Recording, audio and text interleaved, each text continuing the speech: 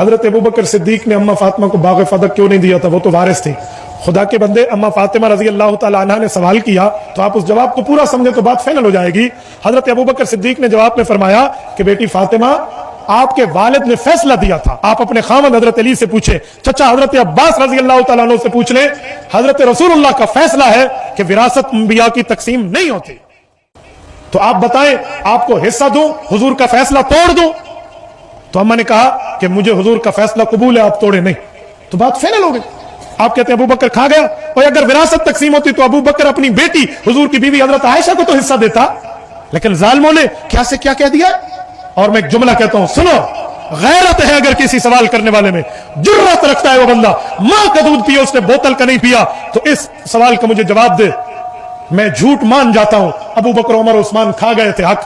جب حضرت علی کا دور آیا تو باغ فدق کی زمین قائم تھی، اس پر دریا نہیں آیا.